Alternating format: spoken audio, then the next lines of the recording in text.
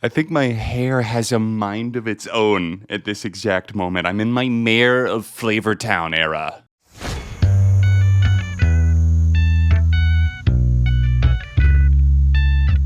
Hey neighbor, welcome back to The Think Tank. It's the show where I take something that's been on my mind in the world of music and then I turn it into a video discussion. And today we're talking about nostalgia in music. Nostalgia is that attachment we feel to something that we love from the past. Maybe even if we wear rose-colored lenses when looking back at it, it really doesn't matter because if we associate it with maybe childhood innocence, a time in life when we were really happy, then that music is probably going to stick with us for life. You see, nostalgia can create this bubble for us where we feel safe, and a lot of times we don't like to go outside of our comfort zone, and after many months or years of not going outside, are you going to want to take the steps back outside again? Probably not. What's been bugging me lately is not the idea of nostalgia being a comfort, because obviously I think that's a good thing. We should be able to go back to those places that let us escape, that take us somewhere else where maybe we don't feel the things that we're feeling right now, which is causing us to run back to something we're nostalgic for. The notion that's been crawling under my skin and making me twinge just a bit is the fact that nostalgia is blatantly written all over so much of the commercial music that we're getting today, to the point where it feels like nostalgia is harming, if not killing, music's creativity. Many of you have probably seen this study out there that says when you hit 30 years old, which I recently did, then that means that's when you roughly stop discovering new music, at least based on the average listener. You start sticking to your comfort zone and you start sticking to your guns, and now more so than ever before, the past is always coming back. We're nostalgic for things that just took place like 2 or 3 years ago. My theory on the reason why is that the world around us kind of feels like it's imploding at all times, so we're always looking for an escape when things feel brighter,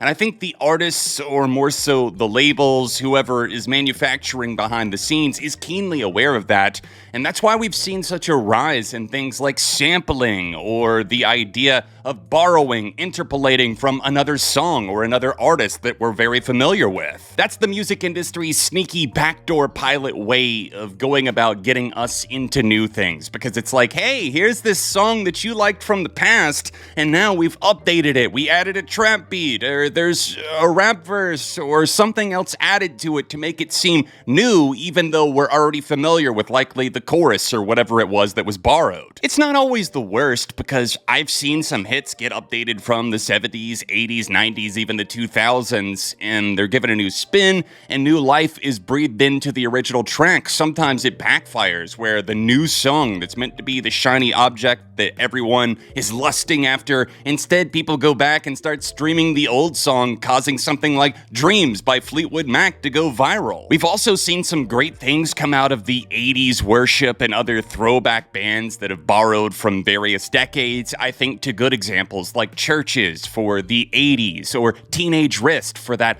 grungy shoegaze sound of the 90s, or the 2000s. There's artists like Demi Lovato who have thrown it back to that with kind of a pop-punk style that does work but updates it slightly for a modern setting. The key to this whole thing, whether you're the artist in question or if you're just the listener out there, is not to overindulge, to give maybe your listener, if you're the artist, an idea or a glimpse of the past, but give us your fresh perspective on it. Don't just relive the glory days for the sake of it. And I'm gonna call out those of you watching right now whose listening history is just one artist, like it's just Fall Out Boy times 1000 for the year of 2023, and every past year on your Spotify Wrapped, you're getting the same 5 artists. The idea is to not overindulge once again, so maybe stop streaming the same song 800 times. Wait, so you're trying to tell me that it's a bad thing that I've been in the top 0.05% of Five Finger Death Punch Spotify Wrapped the past 5 years? When you keep listening to the same records over and over and over again, it kind of melts down your mind into this state where it's just vulnerable and you feel like you're living in the past, but it's also the future and you can't stop looking in the rear view. In my personal opinion, it's not a very healthy way to be, and I'm not saying that you shouldn't take comfort in your favorite artists. All I'm saying is that there's a lot out there that deserve to be supported, a lot of very creative, innovative, and flat out fun artists to listen to that are doing things past the lens of nostalgia, and they're creating stuff that flat out isn't getting heard by enough people. In game here is that I'm hoping that music can get past this bump that it's kind of stuck on. It's like driving over a speed bump, but you didn't realize that you were in a golf cart and this speed bump is like 2.5 feet tall, and now you're stuck and you don't know how to get over the speed bump. So I'm hoping that maybe nostalgia just gets a little kick in the ass to get it over the curb, and hopefully we move on to whatever the next big phase of music is going to be. And I, for one, am very excited because we've come out of the trap times. We're kind of coming out of the whole pop punk revivalist, take it back to 2001, but don't do anything to update the sound or differentiate yourself other than adding even more plasticine lyrics to it. We're coming out of these different molds, and I'm hoping that music is able to find a way forward that doesn't just get stuck on the past.